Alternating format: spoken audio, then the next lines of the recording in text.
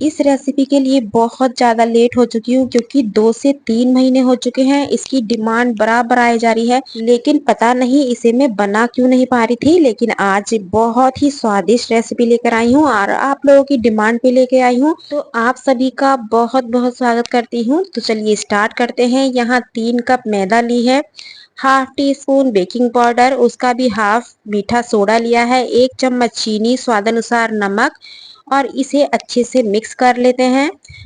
और मिक्स करने के बाद आधी कटोरी मैंने यहाँ दही ली है, इसमें थोड़ा सा पानी मिला के इसे फेंट लिया है।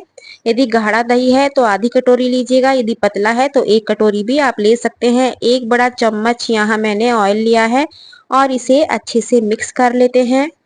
जब ये सारी चीज़ें अच्छे से मिक्स हो जाएं तो इसमें एक्स्ट्रा पानी डाल के हम बढ़िया सा डो लगा लेते हैं।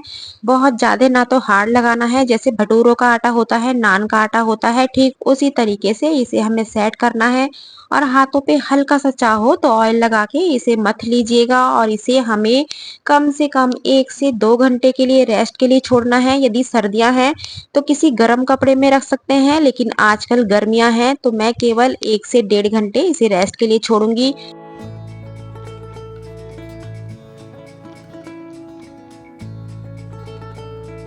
और यहाँ लेनी है प्याज। आपको लग रहा होगा कि आज मैं प्याज की रेसिपी लेके आई हूँ, इसी चक्कर में ये बन नहीं पा रही थी क्योंकि मेरे घर बिना प्याज का खाना अधिकतर बनता है।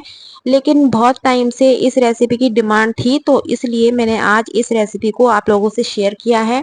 तो यहाँ कम से कम 4 से 5 हमें प्याज लेनी है। सभी प्याज को अच्छे से छील लिया है। छीलने के बाद धो के रफली काट लेते हैं।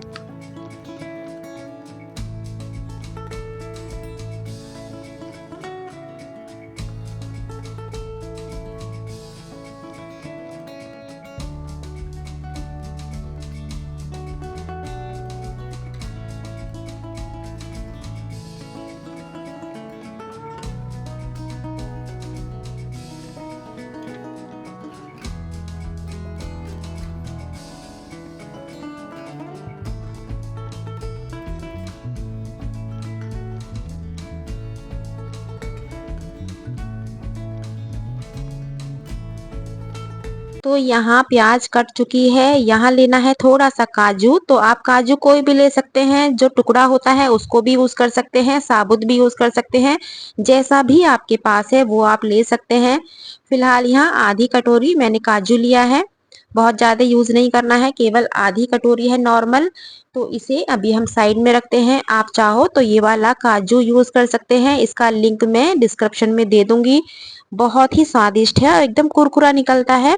इसकी आप नमकीन बनाइए तो भी बहुत अच्छी बनेगी। तो यहाँ लेना है देसी घी। जब घी अच्छे से गर्म हो जाए तो हल्के से खड़े मसाले लिए हैं, 2-4 काली मिर्चें, 2-4 लौंग, थोड़ा सा दालचीनी का टुकड़ा लिया है।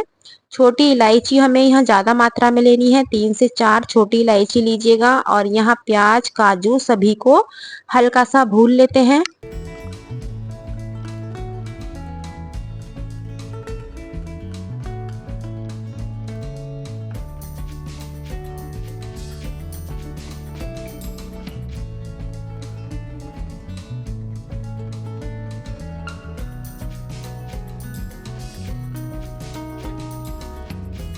जब प्याज का थोड़ा कच्चापन दूर हो जाए तो यहाँ लिया है गरम मसाला। इसमें हल्दी मिर्च वगैरह हमें कुछ भी यूज नहीं करना है, केवल गरम मसाला लिया है।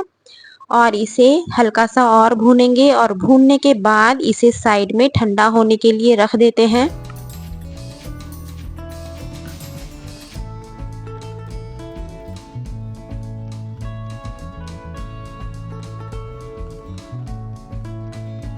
यहाँ 250 ग्राम पनीर लिया है। पनीर को कद्दूकस कर लेते हैं। पूरा मेजरमेंट बिल्कुल परफेक्ट बताऊंगी, कितना सामान किस हिसाब से डाला जाएगा। तो यहाँ 250 ग्राम पनीर को ग्रेट कर लिया है।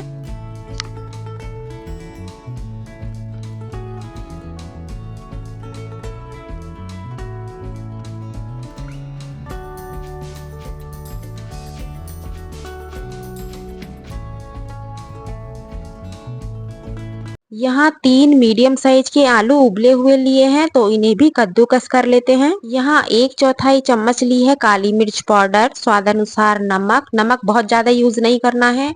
और 3 से 4 चम्मच मैंने यहाँ मैदा लिया है। मैदा का ज़्यादा यूज़ नहीं करना है। 250 ग्राम यहाँ पनीर लिया है, तो केवल 4 से 5 चम्मच यहाँ मैदा लेनी है।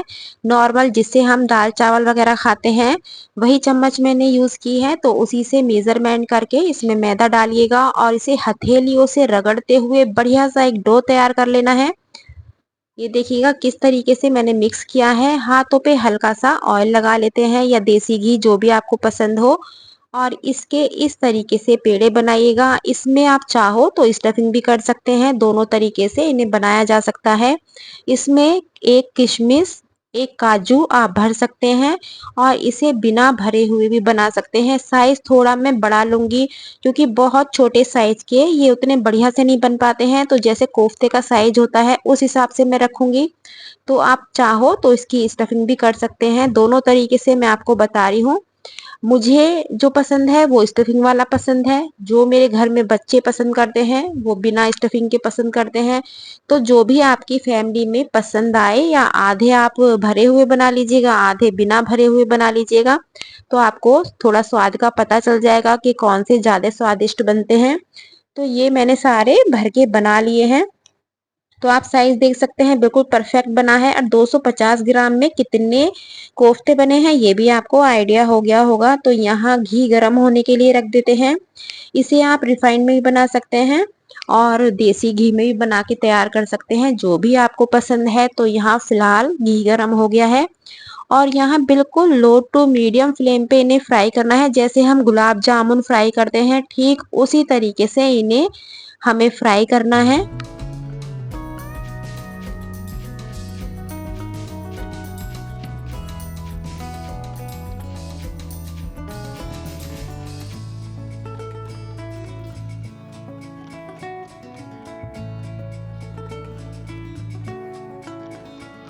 यहाँ प्याज भी ठंडी हो चुकी है। दालचीनी का जो टुकड़ा है उसे मैं अलग निकाल देती हूँ, क्योंकि इसका फ्लेवर बहुत ज़्यादा अच्छा नहीं लगता है। यदि पूरा पीसूंगी तो बिल्कुल स्वाद अच्छा नहीं बैठेगा।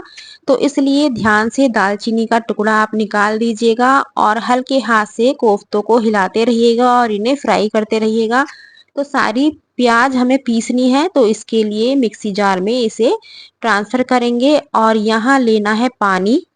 तो पानी मिला के इसे बिल्कुल महीन पीस लेते हैं।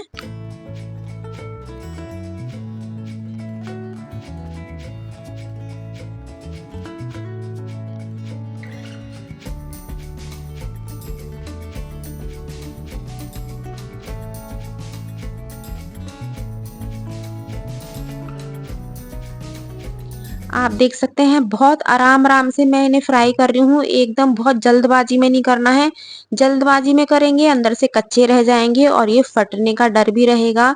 यदि आपको लगे, क्योंकि मैं तो अधिकतर बनाती हूँ तो मुझे पता है कितनी मैदा डलेगी, कितना किस हिसाब से सामान इसमें डाला जाएगा। यदि आप फर्स्ट टाइम बना रहे हैं तो केवल एक कोफ्ता फ्राई कीजिएगा सबसे पहले, सारे मत डालिएगा।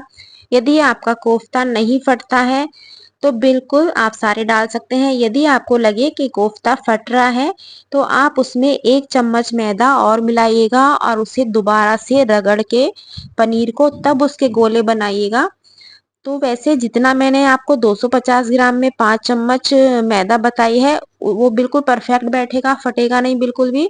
बस आपको इन्हें लो फ्लेम पे फ्राई करना होगा। तो यहाँ बिल्कुल बढ़िया से फ्राई हो चुके हैं, इन्हें निकाल लेते हैं। और यहाँ जो हमने प्याज पीसी थी उसे हमें छान के लेना है।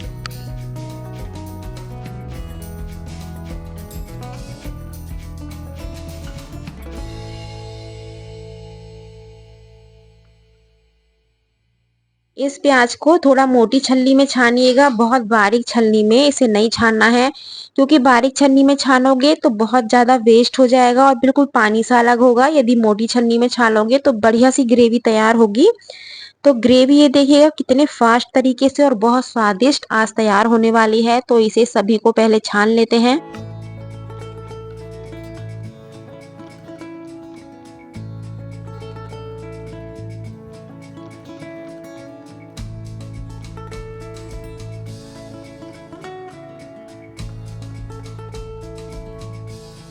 प्याज को छानने के बाद यदि थोड़ा सा प्याज जो मोटा मोटा रह जाता है वो निकल जाए तो उसे साइड में कर दीजिएगा। और यहाँ ली है दूध की बिल्कुल ताजा मलाई, तो 2 से 3 बड़े चम्मच मलाई लेनी है और इसे भी छलनी में छान लेते हैं।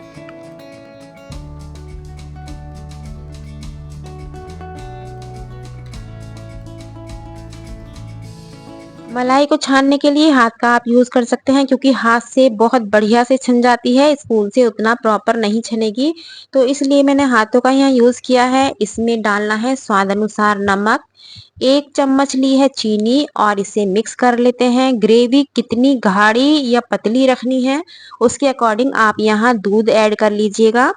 तो यहाँ पहले अच्छे से मिक्स करते हैं और फिर गैस को ऑन करके इसे पकने के लिए छोड़ देते हैं।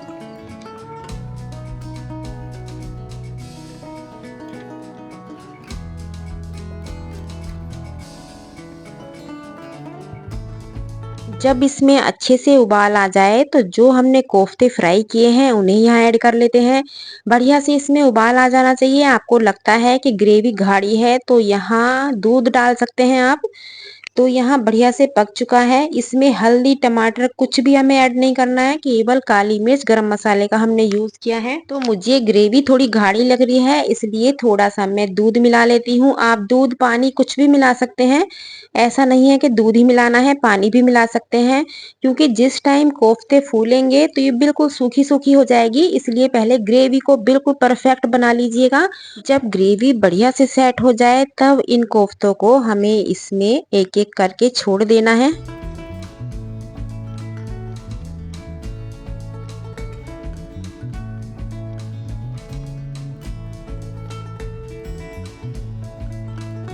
एक कोफ्ता मैं आपको तोड़ के दिखाती हूँ तो थोड़ा आपको आइडिया हो जाएगा कितना एकदम फर्स्ट क्लास जालीदार है। ऐसा नहीं है कि खोखला है या ठोस है, बहुत बढ़िया से ये बन के तैयार होते हैं। आप इन्हें रूखे भी खाएंगे, बहुत स्वादिष्ट ये लगते हैं। तो यहाँ इसके ऊपर हम ग्रेवी को कवर कर लेते हैं। इन कोफ्तों को ग्रेवी में डालने के बाद हमें बिल्कुल भी नहीं पकाना है, केवल इन्हें डिप करना है। जब सारे कोफ्ते ग्रेवी में डिप हो जाएं तो उसके बाद हमें लेना है काली मिर्च का पाउडर। इसमें हरी मिर्ची वगैरह कुछ भी नहीं डाली जाती हैं। ऊपर से काली मिर्च का पाउडर, थोड़ी सी मैंने क्रीम ली है, आप चाहो तो थोड़ा सा हरा धनिया। तो ये बन के तैयार हो गया आपकी डिमांड पे बिना हल्दी बिना टमाटर बहुत ही स्वादिष्ट मलाई कोफ्ता, जिसे आप बहुत पैसे दे के होटलों में खाने के लिए जाते हैं, लेकिन इतना बढ़िया से आपको स्वाद नहीं मिलेगा। तो इसे घर में ही बनाइएगा और सबको खिलाइएगा। तो इसे कवर करके अभी हम साइड में छोड़ते हैं और यहाँ लेना है खीरा। खीरे का छिलका यदि सॉफ्ट है तो इसे बिना छिले ही काट लीजिएगा, यदि हार्ड है तो आप इसे छील के काटिएगा। तो मैं यहाँ छोटे पीस में पहले खीरा काट लेती हूँ।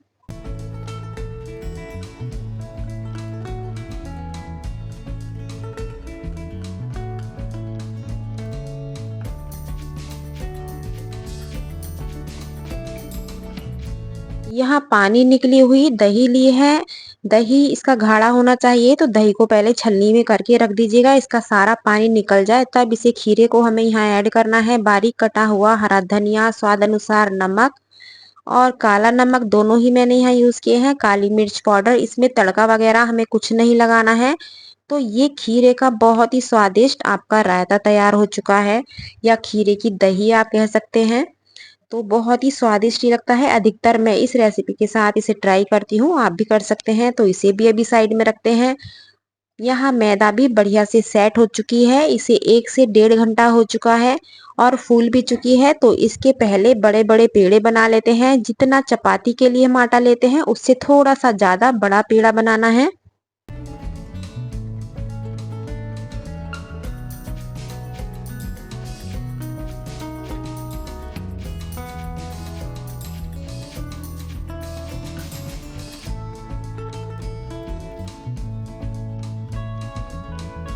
तो यहाँ पहले 5 मिनट पहले इन पेड़ों को बनाना है। ऐसा नहीं है कि हैंड टू हैंड पेड़ा बनाएंगे और हम नान बनाएंगे तो वो उतने बढ़िया से नहीं बन पाते हैं। तो केवल 3 से 4 मिनट पहले इन पेड़ों को सेट कर दीजिएगा, उसके बाद बेलिएगा तो बढ़िया से बनते हैं। तो इसे मैं लोई को इस तरीके से थोड़ा फैला लेती हूँ। आप इस पे हरा धनिया, काला तिल, सफेद तिल, सरसों कुछ भी लगा सकते हैं, जो भी आपके पास है। कलौंजी भी लगा सकते हैं और बिना लगाए भी बना सकते हैं प्लेन। तो पहले मैं गाय का बना लेती हूँ। तो इसे एक तरफ पानी लगाना है और इसे तवे पे चिपका देते हैं।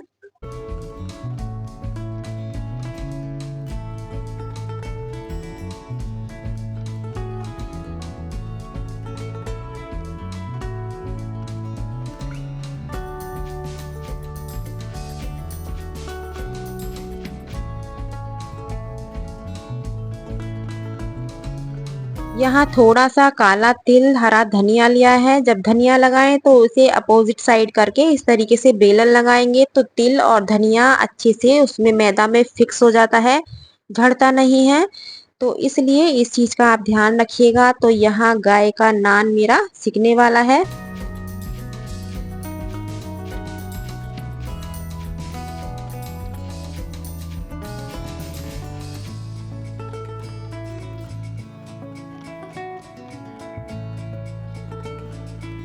नान किसी भी डिजाइन में आप बना सकते हैं। जैसे मैंने यहाँ लंबाई में बनाया है, गाय का गोल बनाया है। आप चकोर भी बना के तैयार कर सकते हैं।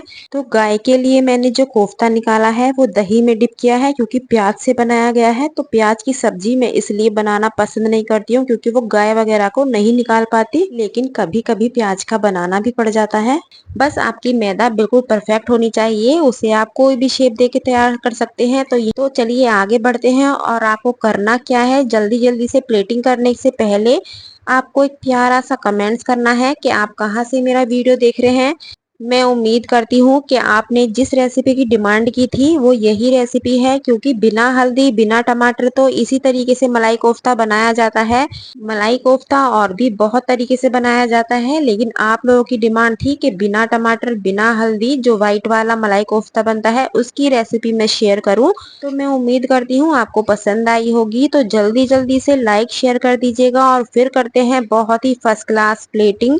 और चैनल पे पहली बार आए हैं तो सब्सक्राइब भी कर लीजिएगा, क्योंकि इस तरह की बहुत ही स्वादिष्ट और कम सामान में बहुत ही गजब की रेसिपी मैं लेकर आती रहती हूँ। तो आप देख सकते हैं नान भी बिल्कुल फर्स्ट क्लास हमारा सिक चुका है। इसकी बैक साइड दिखाती हूँ, ये देखिएगा, ना तो कच्चा है और ना ही बहुत ज्यादा सिका हुआ है, बिल्कुल परफेक्ट बना हुआ है। तो इसलिए मैं कहती हूँ घर में ही बनाएं, होटल ना जाएं, क्योंकि घर में होटल से भी ज्यादा स्वादिष्ट खाना हम बना सकते हैं।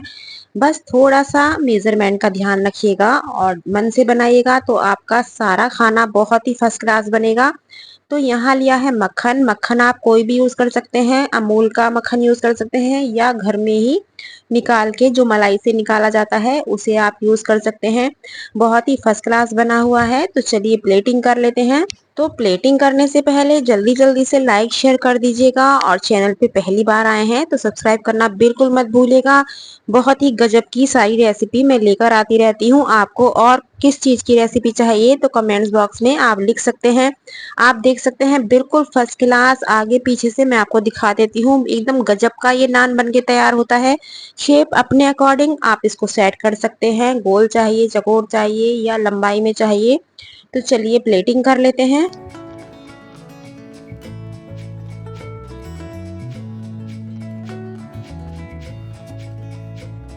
तो यहाँ मलाई कोफ्ते को 10 से 12 मिनट हो चुके हैं। आप देख सकते हैं बिल्कुल एकदम ग्रेवी कोफ्तों के ऊपर लिपट चुकी है, और ग्रेवी आप देख सकते हैं बहुत ज्यादा ना पतली है ना गाढ़ी है।